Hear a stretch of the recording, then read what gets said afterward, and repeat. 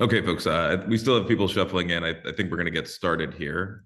So I will say that there's a Q&A functionality, and we've set a little bit of time up at the end to do Q&A. If you want to shoot those questions as they pop up, feel free to do so, and I'll try to get to them towards the end. But with that, I'll say this is a presentation from Akur8, and it's titled Data's Role in Pricing, Finding the Sweet Spot. So kind of an interesting title, and I think you'll understand where we're coming from as we get a little deeper into the slides. The one thing I'll mention is that, when I'm building these presentations, I can either focus on like 3 or 4 concepts and really drive them home, or give you like dozens of topics and, put it on your radar so you can see what interests you and then go research it later. And for this presentation, I've landed on the latter. So we're going to go over a ton of material, move a little fast today. But I just want to expose you to some things and give you that option to research it on your own. You can also message us as well if you're curious. So with that, let me just briefly introduce myself. My name is Max Martinelli. I'm an actuarial data scientist here at Akur8.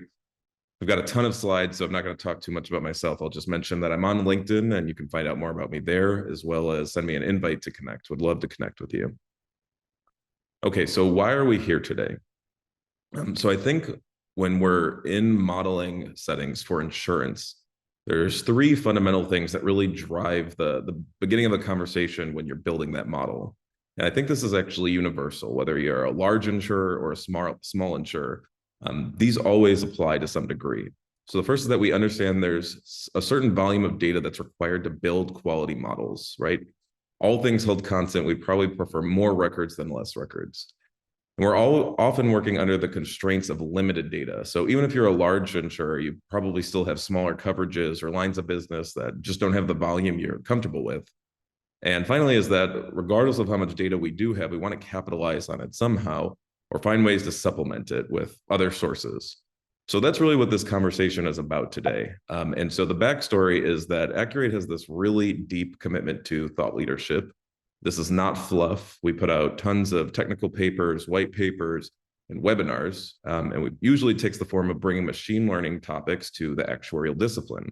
And today's no exception. We're certainly talking about machine learning topics today, but it's mostly the applied form of machine learning. We will touch on theory a little bit today, but these are actionable, tangible things you can take away. And so when we were meeting with our marketing and business development folks on the next topic that we present on, one of our business development folks put something on my radar. And, this is a list of clients that Akur8 has permission to share logos from. And we really run the whole spectrum on geography, line of business, and size of customer. And when I joined Akur8, I really thought the conversations would be dictated more by line of business. Like a pet insurance company is going to ask different questions than large risk commercial clients.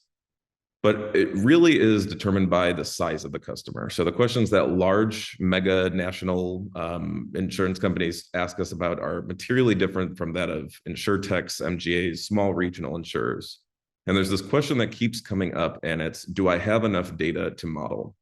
So our business development team asked me if I could build a presentation around this. And, I thought, yes, I've had the privilege to work on tons of different machine learning projects with different sizes of data.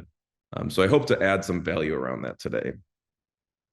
I want to start by kind of outlining the spectrum of opinions on the role of data in pricing. And we're going to do that by defining the extremes. So I'd say that there's 2 extremes. There's certainly minorities, but they're not all that rare. I've definitely encountered these folks in my profession. And I'd start with the data skeptic. So this is the person who never really feels comfortable with the data. There's not enough to really satisfy them. And maybe it also correlates with someone who wants product simplicity. Maybe they just want like 3 or 4 variables in the pricing model, and they're not too interested in model complexity. On the right, you have someone who's the data purist. So this is the person who really just trusts the data. The data is king. They don't like overriding the model or taking into account business considerations. And I would say these are both very flawed perspectives. So apologies to the folks on the call if you fall into this camp, but I think most of us fall in the middle here. And there's a range of reasonable views in the middle. But what I'd like to say is that there's probably a sweet spot. There's some optimal part, and it will depend on your business objectives, the type of data that you have. But we really want to talk about the tools and resources you have at your disposal to find this optimal sweet spot. Okay, so real quick, This is not an Akur8 infomercial by any means. I am going to bring up Akur8 a few times because sometimes we have some features that address questions that we get from customers and prospects, but we really want to maintain our integrity. The one thing I would say is that I think we're confusing people to some degree. We recently gave a presentation on inflation, and some folks thought we were like consultants or like a base rate software. So I just want to dispel this first up front because I think there's a potential for people to walk away from this presentation and think we're a data vendor, which is not the case. So just briefly, we build a software as a service tool for non-life actuaries and data scientists to build modeling and rate making outcomes and projects. And our core competency is just measurable boosts in predictive power, speed to completion, and collaboration. So again, not an Akur8 infomercial. I will bring up Akur8 a few times. If you're curious, you can find out more about us through our website or by contacting us. Okay, there's a ton of information on this slide. It doesn't matter. But one thing I want to focus on is I'm going to lay the foundation for the rest of the presentation with this first topic. I want to reframe the question, do I have enough data? And that will really inform what we talk about in the subsequent slides. So that's our first thing that we have to check off. And then we're going to say, you probably do have a lot more data at your disposal than you think, and how can we leverage that? And one last thing to level set. When I'm talking about data in this presentation, I really mean everything at your disposal. However, it's almost always going to trickle down and get refined into the modeling data set. Not always, right? But this is typically what we're going to be talking about. When we talk about different elements, it's always going to come back to this. And if you've seen this before, you're probably familiar with it. If you haven't, don't worry. We're not going to get too in the weeds today. I just want to mention a few quick things. This is the format of the data set that we usually put into like a GLM or a GBM to build a price model, loss cost model, underwriting model. And the main things we have to just know for this presentation is the left-hand side are the candidate variables. These are the potential variables that we're going to use to explain whatever our modeling. And they could be rating plan variables, geodemographic variables, control variables, what have you. And on the right, we have the exposures and the targets. And these are going to serve two purposes.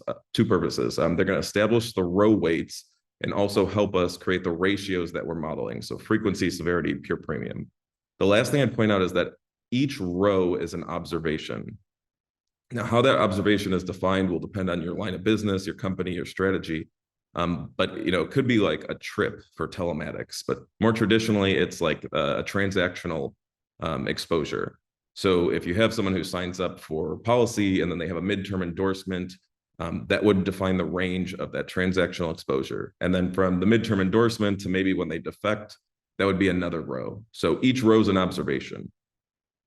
Okay, so let's start with reframing this question. Do I have enough data? And I got to be honest with you, this question drives me crazy. I understand why people ask it because it goes back to that foundational point we mentioned that we understand there's some volume of data we need.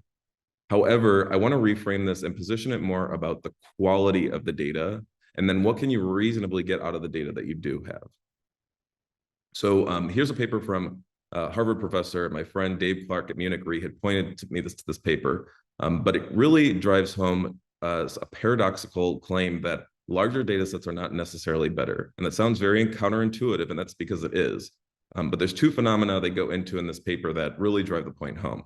One is the law of large populations.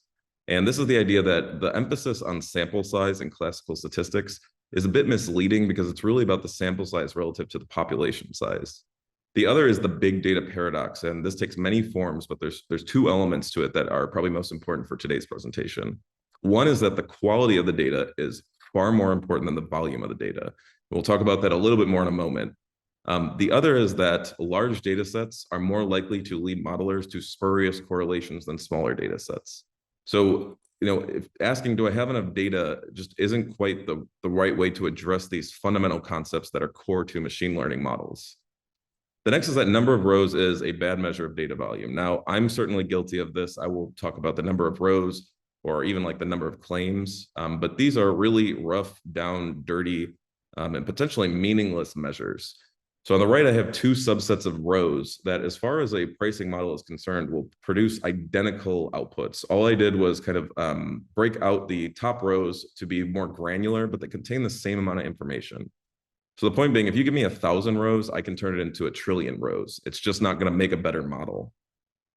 The next is that there's diminishing returns to data. And if you start overfitting, potentially negative returns. Now, most folks in the machine learning community know about this, but this is a bit counter to the actuarial view on things, where more data is more credibility.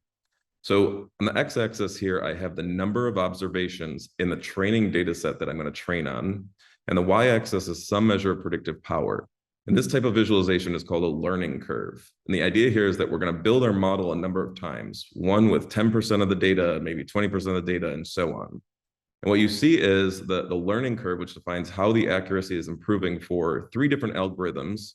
And then one is when we're predicting on the training data, and one is when we're on the test data. And as you see, that training data accuracy just keeps going up like clockwork, right? That makes sense, that we're predicting on the records that we trained on, we expect to keep improving. But the test data set kind of levels off. And this is the idea that there's diminishing returns to that data. So if you build a model with 10 million rows, it's not necessarily going to be hugely better than one with 1 million rows. Now, a good modeler's job is to soak as much up out of that data as they can and get a vertical shift in that test data set. A junior modeler's job is to not overfit, right? That's the idea where the test curve starts going downwards. So diminishing returns, well known, but probably not as prevalent in the actuarial side. And really going back to the quality component is that this question of do I have enough data really assumes quality of the data. And if you have a book of business that's been adversely selected against for 10 years, well, guess what? Garbage in, garbage out. You're going to produce a bad model that's probably going to get you more adversely selected against. But it's not just adverse selection. It's things like, claims practices changing or data record methods changing. So something we really have to be aware about. And so when you share this with folks, there's an inclination to say, okay, well, maybe that actually persuades me that I don't have as much data as I thought. And so I'm just going to do what I've always done because that works for me. And I think we have to really measure the opportunity cost of not doing the multivariate statistical methods. So I want to take a moment to compare against the alternatives.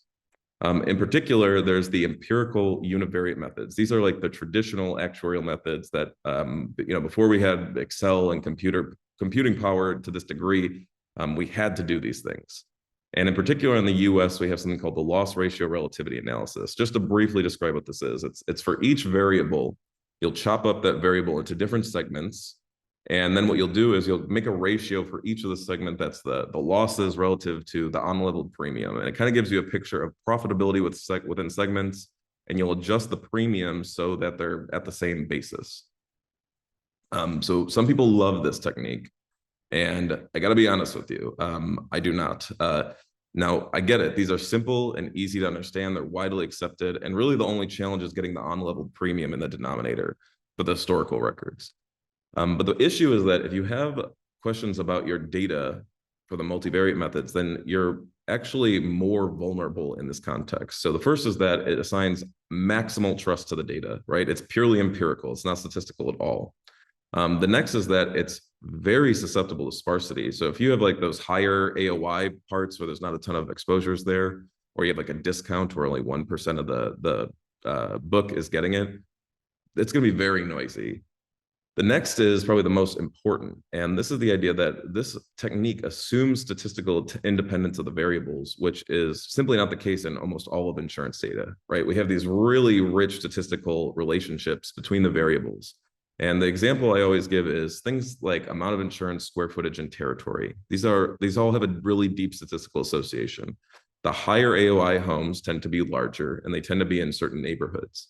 And since we're going to multiply all these things together, that means that you're going to be way overpriced on the higher end homes, the juiciest policies with the most premium, and you're going to be underpriced on the lowest premium policies. You'll probably be pretty close to accurate on the average risk, not necessarily, but this is just not a great method in my opinion. So I think the multivariate methods are way more robust if you have sparse or limited data than this technique. The other one is Me Too filings, and we as a community probably need to come together and rename this. But I actually do like this technique. This is a really useful tool in the toolkit, and I think it probably always needs to be leveraged to some degree. The one thing I would claim is that over the next 10 years, I really think that this is going to have diminishing value. So the first issue is that distributional differences exist, and this has always been the case, right? But this is why a small regional insurer is probably not going to use Chubb's rates or Tesla's rates, because there's a big distributional difference that means that you won't be predicting the risk correctly.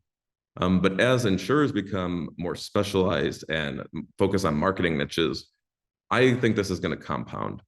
The next points I would say is that insurers are increasingly relying on confidential filings, proprietary scores and tiers, and procured variables. So you just won't even be able to use it in some contexts. The bigger thing that I think is on the forefront is the reliance on telematics and satellite and sensor data for different lines of business.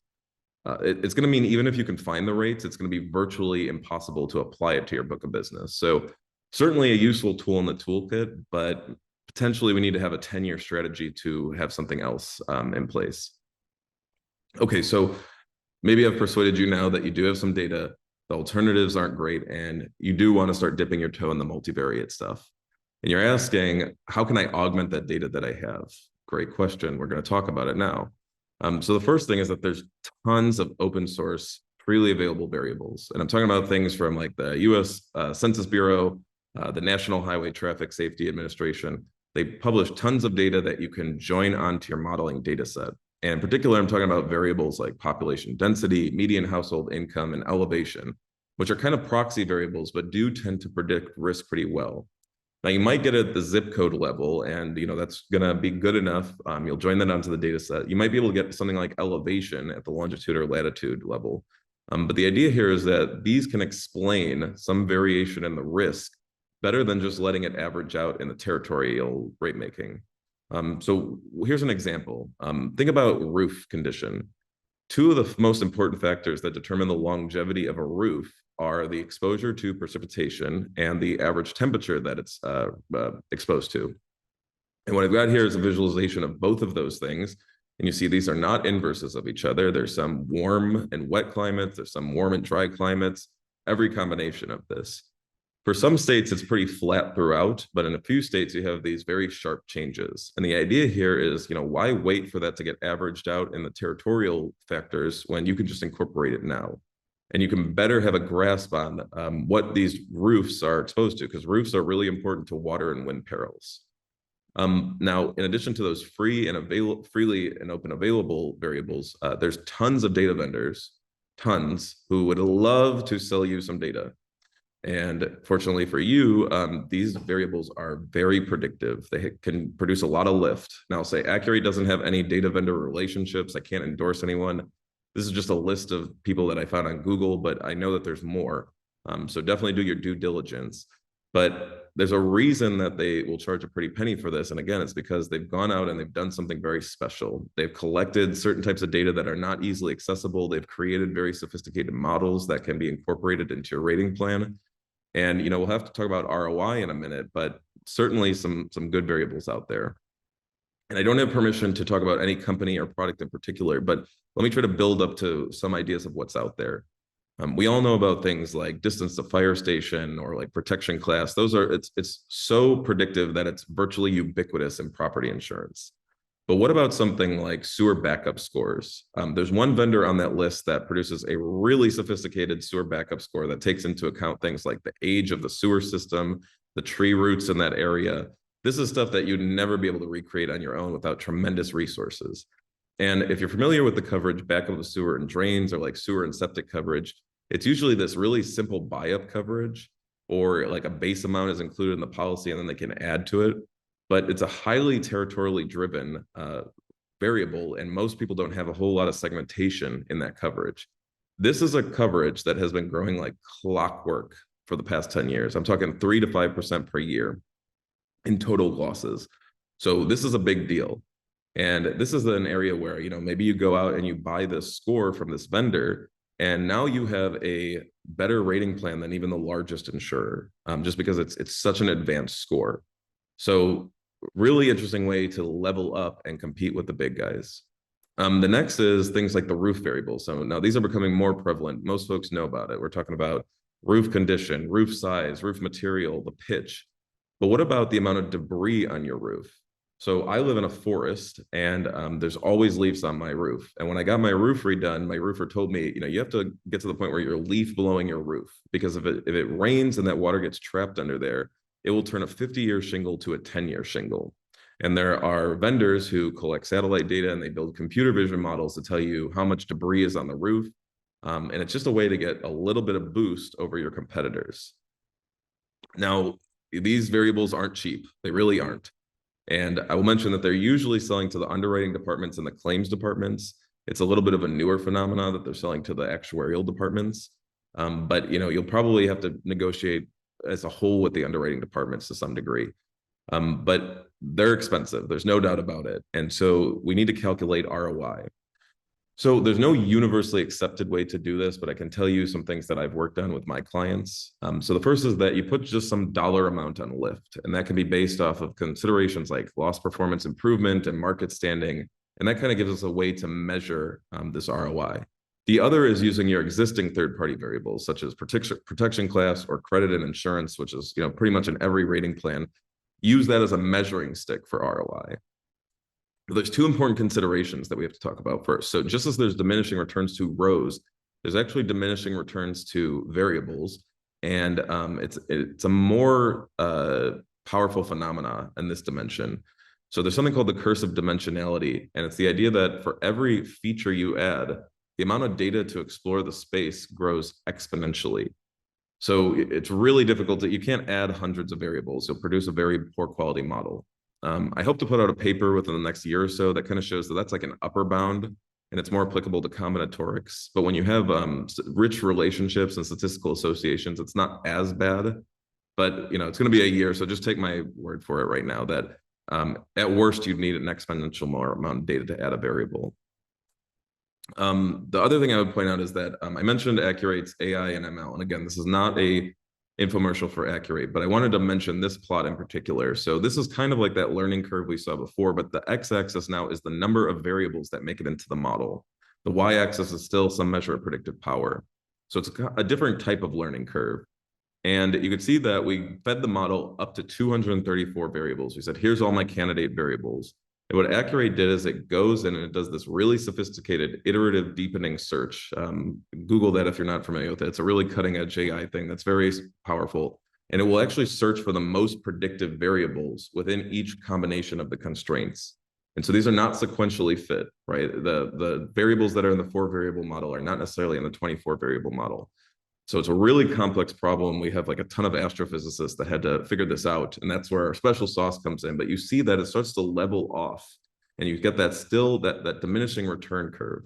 Now, I guarantee you, if we went beyond this constraint of variables, that will get negative. It will definitely get negative. So unlike the number of rows, which can kind of have diminishing returns, maybe negative, this will certainly have negative. So something to be aware of. But just beyond ROI, there's some really big considerations that you have to factor in. So the first is that, especially if these are from vendors, you have to probably build a database or APIs or some infrastructure around this. So make sure you have a tech team that has resources to help you with this. The other is that you're probably not going to get the full data set covered for the trial. So this part's negotiable, and I encourage you to get as much as you can, because again, going back to volume does play some degree. So you want to try to negotiate for as many records getting scored as you can so we can get a clear picture on this. Maybe it's like 10%, but again, that's negotiable. The next is that you might not be able to get historical records. So for something like property, where you might have a 10-year data set, if you go to that vendor for the debris on the roof score, they might not have satellite imagery from 10 years ago. So they might just score the most recent year or the prior year, right? And so if you work with Akur8, we have some resources on how you can best do this. You can also message me on LinkedIn and I can let you know. The most important consideration in my mind is that DOIs are increasingly asking for filing support. So Akur8 has this pretty slick feature where you can export the filing support, but we had to build out this whole section for identifying if a variable is third party or not, because it's getting asked about so much. So you want to make sure that you're working with a vendor who has experience with filing support and defending their models and their data collection. Preferably having a chief actuary. Now, again, that's not always going to be the case because a lot of the times they're selling to the underwriting department or the claims department, but that's a big plus if they do have that. I got something that's kind of in the middle right here. So the lightning peril is pretty small, but it's still significant to some degree. So, depending on your distribution, it might be like 5 to 15% of your loss distribution. So again, not huge, but worth exploring. And if we were to pick the most predictive variable for frequency, it would probably be cloud to ground lightning flash density. But this is not a freely available variable. There's 2 detection networks in the US, and they're both private, and they sell that data. Now, one of those vendors on that list that I mentioned actually works with these companies, and it will sell you a product, but it's usually to the claims department. So a claim comes in where someone says, hey, lightning hit my propane tank and blew up my house. The claims department is going to go ping to see if a lightning flash was detected at that time and determine if it was a fraud case or not. But they'll happily find a way to sell you this data. And so I don't know of any insurance company doing this right now, but you can instantly take a very simple lightning peril model to be one of the most sophisticated in the industry by incorporating this. But again, it's expensive. So I always wondered if, you could just pay the intern to sit for a day, and these maps are usually published at the county level, and they just go put the color code to the corresponding county. They'd probably quit after a week of doing this. But again, that's a really quick and dirty way to just add a ton of sophistication to your model for free. And I'll mention the reason I have a screenshot of images is because I don't have the copyright information for these images, again, because they come from a private network. Okay, competitive intelligence and market standing. So I think this is where the data purist starts to fall apart. They really don't like this, but I think that this is super valuable. And I've seen insurance companies that don't incorporate this at all, and I've seen insurance companies that live solely by this. And I think the answer is somewhere in the middle. So the first one I'd mention is like renewal modeling, retention modeling, demand models. And this can be really powerful for contextualizing your rate changes. And no, I'm not talking about price optimization. We know that that's a big no-no in most states. I'm just talking about contextualizing your candidate rate changes. And I've got this visualization here that, again, comes from Akur8. But what you can see is we have 3 scenarios. One is flat rate change. One is a rate change with a little bit of segmentation. And one is a rate change with all the segmentation. And the reason this is important is because when you go to the state teams or the product manager and you show them that distribution of impacts for going fully to indicated, they get queasy really quick because they see people with 40% impacts, 25% impacts, and they have an inclination to say, it's just too disruptive, just do a flat rate change. I think what this plot is showing is that if you put the rate where it's indicated to go, it's actually less disruptive. And I think some DOIs would actually appreciate this because it lives into their desire to have stable rates. If you do flat rate changes and churn out the people who were underpriced, well, you're going to have to spread out the fixed expenses the next year, and the indication is probably going to be positive because you retained all the higher risks that weren't priced appropriately. Now, be careful with this, right? Even though this isn't price optimization, there's states like Vermont who don't allow the use of demand models at all, but I think this is a really powerful tool in the toolkit. Going into that same spirit now is more focusing on quotes and new business instead of renewals. Now, not everyone's going to have the technology to do this, but the idea is every time you get a quote, you're sitting on a gold mine of data. So finding a way to incorporate this, and it's not just bind and conversion models, but think about this. If you do a full quote where you pull their prior claims and their prior losses, that's pretty much an observation that can be used to model losses. Now, you got to be careful because it's not necessarily the distribution that you're writing, but that's as good as your own data for the most part. The next is comparative rater data, and you got to be careful with this one because some contracts for comparative raters say that you can't use it for pricing explicitly, and we all know that there's accuracy issues and expense and coverage differences. So be careful with this one, but every row that comes out of that comparative rater is basically a data point from someone else's model. And you can use this to model explicitly on those rows, but you can also use this to kind of understand your position in the market for certain segments. The last one I would mention is competitive intelligence. Now, this sounds like I just asked ChatGPT to give me a few bullet points, but I actually think this is the most important one on this list. There is so much innovation and change going on in the market, and having a pulse on it can really keep you at pace with the rest of the industry. And I'll give you an example. I used to work in high frequency telematics, and almost every telematics rating plan has some element of hard braking. But it's usually something like the number of hard brakes in the last year, last month, or maybe per 1,000 miles. But Tesla, who is very open with their driver score calculation, very transparent, they publish this, you can go read it on their website. What they do is they do the number of hard brakes relative to all brakes. So they use a different normalizing factor. And it's really creative, no one else is doing that. Is it going to add that much lift? I don't know, but just the idea that you've seen this kind of allows you to tap into someone else's creativity and ingenuity. Okay, incorporating expert judgment. So the data purist, again, they're freaking out that I'm saying this. We got to be careful with this one, right? Because there's a big movement within the insurance community, especially, that is worried about modeler bias. And that's definitely an issue. It's well observed. However, I will say within the machine learning community, domain knowledge and expert judgment is almost universally agreed to produce better models. And every time that's been tested, virtually every time it's been tested, that's been shown to work. So using expert judgment is a way to include yourself as part of the model and produce a better model. The first is using priors. Now, this only makes sense in the context of Bayesian models or penalized regression. But the idea is that you can use some sort of starting point for your model.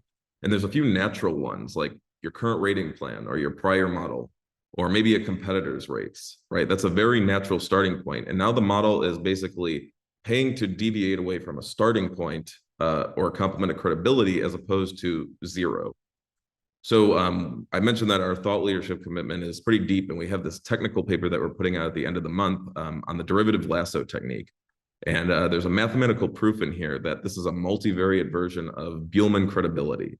So very natural for actuaries to start incorporating this technique. And now you have a multivariate version of credibility that can improve your models. The next is using transparency. Now, I mentioned Akur8's all about transparent AI, and we do that for a reason, right? It's not a marketing gimmick. But I don't mean to attack the black box models, but we do need to be clear that you're kind of giving up something when you use those techniques. And so here's what I mean by this. This is a plot that came out of Akur8, and it was on a data set for auto, and it was from years 2019 to 2021. This is the driver age curve. So I would pay particular attention to that green line. That's the factor curve that it's telling you to implement in your rates. And what you'll see is that the 80-year-olds and the 90-year-olds are getting the same rate as the 50-year-olds and the 60-year-olds, which is not really meshing with what we know about the world. We know that there's much higher risk. We usually see a parabolic shape. And this might be because those folks weren't out and about during COVID. They were at higher risk, so they stayed in. So this is a really valuable insight that not only can we see it, but we can override it. The GLMs give us the ability to kind of incorporate our judgment into that. And again, I love GBMs. I'm not attacking GBMs, but this is an insight that you wouldn't see. And the data purist would probably lose out to someone who's a little bit closer to that sweet spot. The next is outlier analysis. Now, I've been in the actuarial community for a long time, and I will say this is probably the biggest weak point of the actuarial perspective. Not attacking anyone. I'm just saying I've seen both the machine learning side and the actuarial side. And I'll tell you, in the machine learning side, there's a huge emphasis on outlier analysis, because an outlier can be some noise. It can be some sort of event that's probably not going to happen again, but it could also be your most influential point that tells you the most about what you're trying to model. On the actuarial side, we're so used to doing indications where we just cap losses or we remove them that we kind of lose sight of this. And an outlier can be, bad. So maybe it violates some of the distributional assumptions that we make in the model. It's tugging at the distribution. It's undermining it. So we want to remove those types of risks or cap them. But it can also be a very reasonable data point. So some people will just cap their losses at 99%. But what if someone's in that top percentile because they're also in the top percentile for coverage? You're losing information by removing or capping that. And I'll say at Akur8, we kind of have this cool feature where we're helping customers kind of get the best of both. You'll build your underlying cap model, and then you'll build a propensity model to figure out who's more likely to get these large losses, and you spread out the excess losses that way. I would say this has the highest ROI. Again, this kind of sounds like something I asked ChatGPT for, but this is really easy to do and could potentially add quite a bit of lift. The next is evaluating the limitations of your pricing model. This is the idea that there's some risks that are so materially different that the pricing model can never appropriately give them a price. And I hate to tie everything back to telematics, but this is very apparent there. If you look at two risks that have identical characteristics in the traditional rating plan variables, the model is going to treat them the same. But as soon as you start getting this telematics data, you get very different risk profiles. And sometimes you'll see someone who just has pretty normal driving characteristics, But then there's someone who's just like 4 standard deviations away from the mean for some variables. And the idea is that the pricing model is never going to be adequate to price that person. So we have to make sure that we're working with the underwriting teams to be responsive to these types of risks and making sure that they're censored to some degree. And again, like, if that person, it's just imminent that they have a loss, it's getting spread across all your policyholders. So this is a good way to protect your book of business. The final section I want to talk about is creating new variables from existing data. And this is an interesting one. This is where your creativity and ingenuity will play a big role. And I have a few ideas for how this can be done. So the first one is using compositional data or compositional vectors. And this is a little bit different than things that we've typically seen. And again, not to tie everything back to telematics, it probably has the most relevance to telematics. I could see this playing a role in like pet insurance, commercial risks, and health. But the textbook example of this is, you're collecting the longitude and latitude at every point. And maybe you go to a data vendor who tells you what the composition of the road was. So like at this point, they were driving on asphalt. At this point, they were driving on gravel. At this point, they were driving on dirt. And the risk profiles for those types of road conditions or materials can be very different. So this is a hard thing to incorporate in that pricing model format that we showed with the data set. But the way that you would do it is you aggregate all the times in the past year, past month that they drove on these things, and you normalize it into a percentage. So maybe they were on asphalt 80% of the time, dirt 20% of the time. And now each one of those things is a feature in the data set. And it just gives you a way to pick up on some compositional information that was otherwise very difficult to incorporate into the standard modeling format. The next is what I'm calling change or shift variables. And I haven't really seen any literature on this, but I don't think it's all that novel of an idea. Here's the idea. You have some risks on your book that you've been collecting information on for 5 to 10 years. And so if you have 2 people in the data set with a credit score of something like 700, and all things held constant, right? Those are identical risks. But what if the last time you pulled credit, someone's credit score was 800 and now it's 700 versus someone who's was 600 and now it's 700?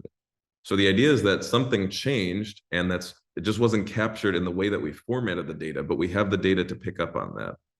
I will say, don't assume that someone's credit score going down is necessarily a bad thing, because like this meme, I paid off a car once and my credit score went down 40 points, which I just don't agree with. So I have a bone to pick with the credit agencies, but you could probably think of a number of variables where this can be incorporated in.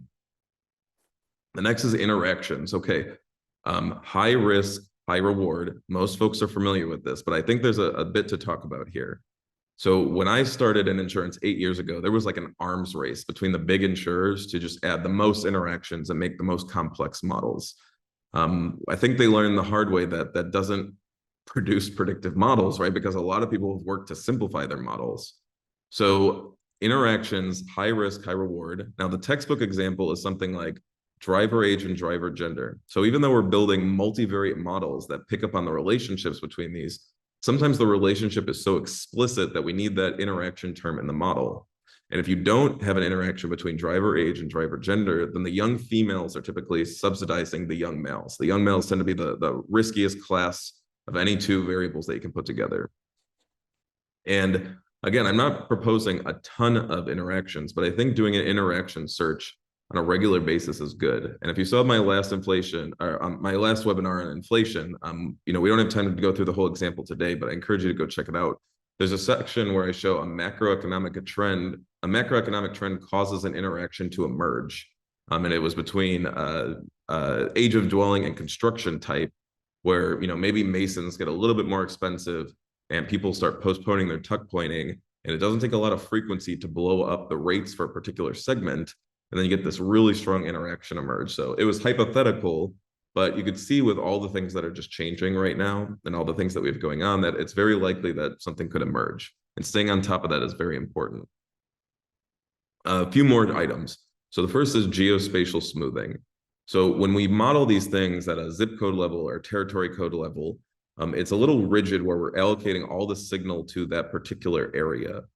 And the idea here is that, neighboring territories probably share some elements with each other, and we can understand the risks of a neighbor just by looking at its neighbors.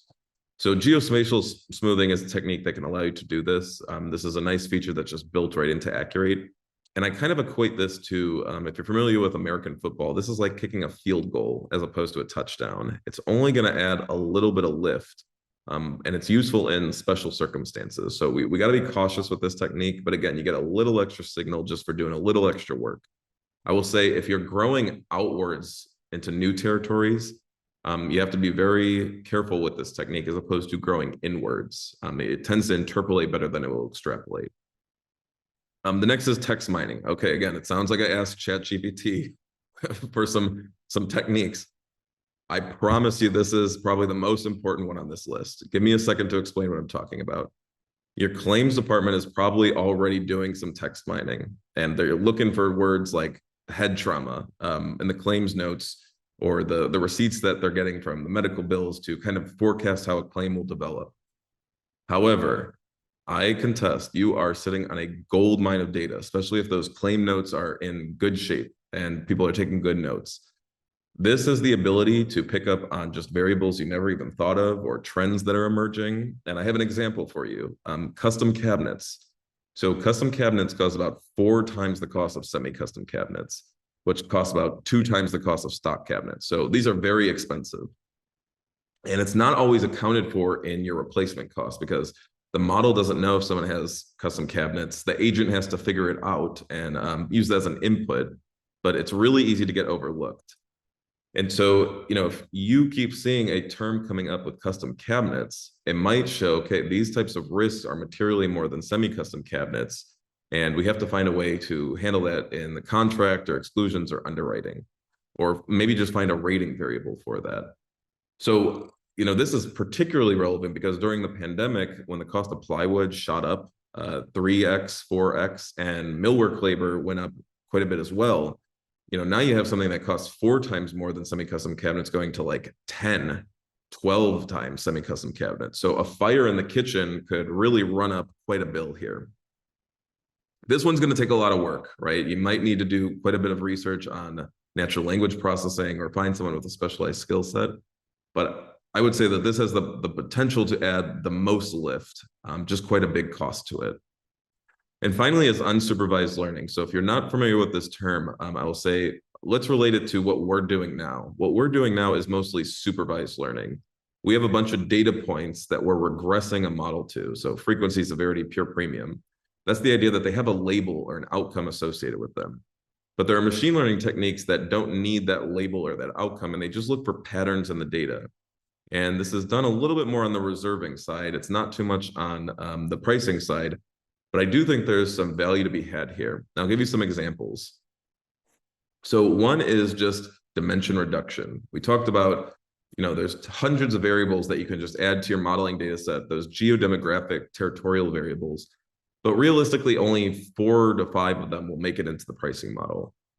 But you can use dimension reduction to collapse 100 variables into like 2 variables. And so now we're picking up on a little bit more than we would have if we just took the variables at face value. So that's dimension reduction, but there's also clustering algorithms that we can use. Like, maybe we look at the variables that we have for different perils and we cluster them into like regional variables or something. So the idea is that maybe the Northeast and the Midwest, those are just arbitrary concepts that we've come up with, but maybe the data can tell us that there's different types of grouping for the lightning peril from the fire peril. And the final one, which is a little bit more exotic, but I think is going to be a bigger deal as we go forward, is that there are these really cool time series machine learning techniques that you can apply like sensor data or telematics data to.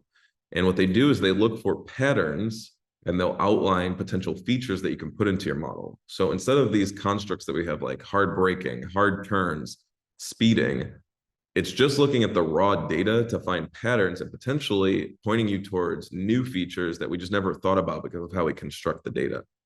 So a little bit more exotic as some of these are, but it's something to just put on the list of whenever you have some spare capacity to evaluate. So with that, we're wrapping up here. I just want to thank the whole Akur8 team, my business development team, my marketing team. They really do a great job of promoting these. And again, it gets us a little bit of goodwill, gets the brand out there, but they also keep a pulse on what customers are asking. And that helps us determine what the best topics are. So if you have an opinion, please share that with us. I'll also mention I have a whole data science team that helps me with the technical topics, an actuarial team that makes sure that this is relevant to the actuarial profession. And with that, I'd like to thank you for joining, and we have some time for Q&A. So I see a few questions have come in already. So let's see. Can you talk a little bit more about the composite variables? Would you describe insurance scoring as a composite variable? When creating this composite variable, do you start from raw data or do you include a rating offset? Okay, excellent question. And so let's kind of talk about what a composite variable is, if I understand the question correctly. So something like insurance score, I would say, is a composite variable. And it's because a lot of elements are going into this one variable.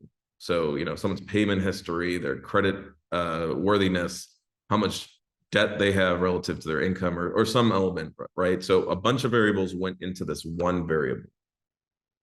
And not only do we get that when we procure these types of variables, but we can also do that with our own data. So, back in the day, like tiers, they might be something like high risk or low risk. And it was like, think about it in a commercial setting, like the machinery's worn, the facility is dirty. It's just a bunch of nebulous variables that subjectively we're saying this is a higher risk or a lower risk. So that would be like an example of a composite variable, but it's very common to do like a driver score in telematics where a bunch of variables are going into this score. And that's a number that we can display on the screen to someone, say, hey, your driver score went from 70 to 65, get into shape or something.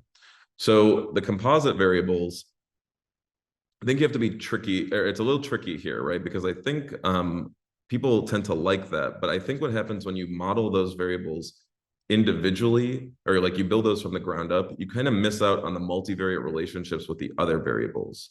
Now, there's a lot of reasons why we do this. Sometimes it's just easier from a system standpoint. But I would say, maybe try to evaluate with and without the composites and see what you get. And also with something like driver score, you can get a little bit of drift, right? If people are driving more miles, then even if you've normalized some of those components to it, you get a little bit of drift in these things. And it's really hard once things are rolled up into a composite to like unwind them. I'll say the CAS is working on a new exam 8 paper that's going to go into this a little bit more. But to the question about, I don't want to spend too much time on this question, but this is something I'm clearly very passionate about. Would you include that as a rating offset? I think the best way is to do that. You would start with an offset. Now, you can envision this being done different ways. And if you can model very quickly, you would see where they agree and disagree if you don't use the offset. But it's a little bit tricky, right? Especially when you're talking about things like credit versus the core rating plan versus territorial, right? If you want to model those things separately, you get into that same kind of cyclical nature of the offset. So I don't know if that's the most clear answer. I think it's a much more complex thing, but I would say look out for that CAS paper that's coming out within the next year or so. Let's see. Is this correct? Considering the interaction of existing rating plan variables can be more important than adding more variables. If I were to reduce this to a yes or no, I would maybe say no. Now, again, there's a lot of gray area in there, but I would say that the model is already picking up on the relationships to some degree. So, and especially if you're using something like a GBM, then it's already kind of accounting for those interactions. So if you, this question is very relevant to the GLM. And I would say that there's potentially just information that your model is totally missing out on without the new variables. However, I think this one's subjective and case-by-case basis. So I wouldn't be offended if someone disagreed with me. Can you talk about how you adjust for development across policy years? How do you typically control for different maturities without creating aggregates to specific noise? Okay, so there is a bunch of literature on this. There is a lot of disagreement on it and a lot of different techniques. I've seen it done many different ways. I think the clearest thing that you should definitely do is you have a control variable for the accident year or the policy year in there, and that's going to soak up some of that signal. This is a little tricky. This is maybe one of the downfalls of penalized regression nodes, because now the model has to pay a penalty to pick up on that. So, something you got to be careful about. It's really dependent on the line of business. But, I have some people who model developed losses, some people who don't do the development. They just let the control variables soak it up. So I hate to kind of like throw a bunch of stuff at you and act like a cop out, but I think it really depends on one, your personal tolerance for like how much more, because like if you develop the losses, that's a model. So you're kind of like compounding models. So it depends on your tolerance for compounding models, as well as maybe the line of business and even the coverage or peril. Can we receive the link to your inflation webinar mentioned? Yeah, we'll definitely have that. I think it's on our website under the resources, and there's one that we did with the CAS, which if you're a CAS member, I think you can get access to. You might have to pay for it. And then there's a version we did on YouTube that's a little bit older. So yeah, we can potentially send that out when we do the follow-up notes for this. I'll work with my marketing team on that.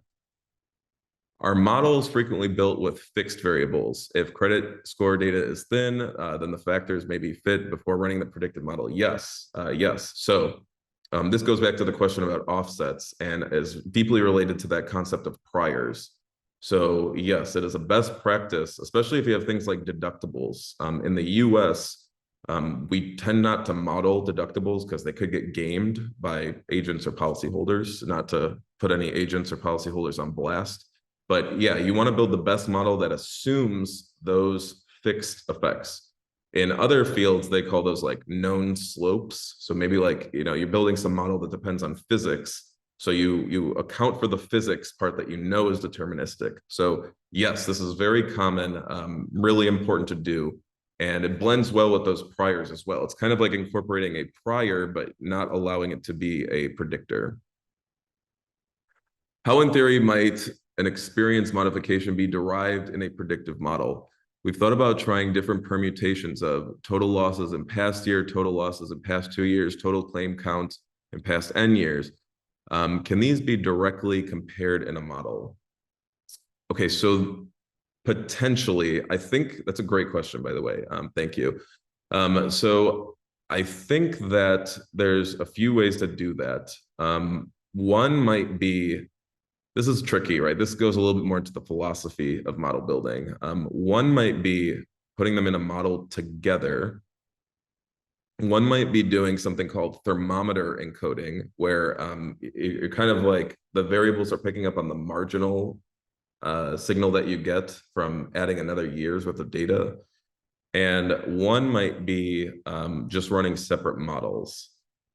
I will say I have looked at this too in the past, and I have not found a clear way to do it that has consistently, figured things out. So that's why I think the ability to move fast and try different models can usually be very helpful. And this is how it's kind of done in causal inference. If you're familiar with that field, it used to be on exam S. I think they got rid of it. But in causal inference, they try to see different ways to explain the data and understand why they're getting different answers. So great question. It's not clear to me what the best way is, but I think trying multiple things would be best. Can you describe Bayesian GLM technique? This was in your profile in the webinar invite. Yes. So there's degrees of Bayesianness. So I would say that the Akur8 method is maybe like an 8 out of 10 on Bayesianness, but I think this question is asking about like full out Bayesian GLMs. So here's maybe the biggest difference of the Bayesian perspective versus the standard modeling techniques. The standard modeling techniques kind of assume that these parameters are fixed and the data points are random observations based on those fixed parameters. What the Bayesian techniques tend to do is they tend to say, well, the data is fixed. We actually observed this phenomenon and the predictors are, random variables, right? And so we produce a distribution around the parameters based on how well they explain the data. It's really computationally intensive. And that's why I kind of like the Akur8 way, where it's like, again, not to pitch Akur8 too much, but it's like an 8 out of 10 on Bayesianness. So the idea there is that the Bayesian methods give you a distribution around the coefficient, and it's weighted by how well it explains that data. Bayesian modeling is a little bit more advanced. It's not an easy thing to dive right into, but there's one YouTube series I would highly recommend if you're interested in that. and it's by Robert McLaury. It's called Statistical Rethinking, I think, and it used to be on the textbook that corresponds to that used to be on the CAS exam. That's what I was getting at with the causal inference on exam S or like MAS 1, whatever it's called now.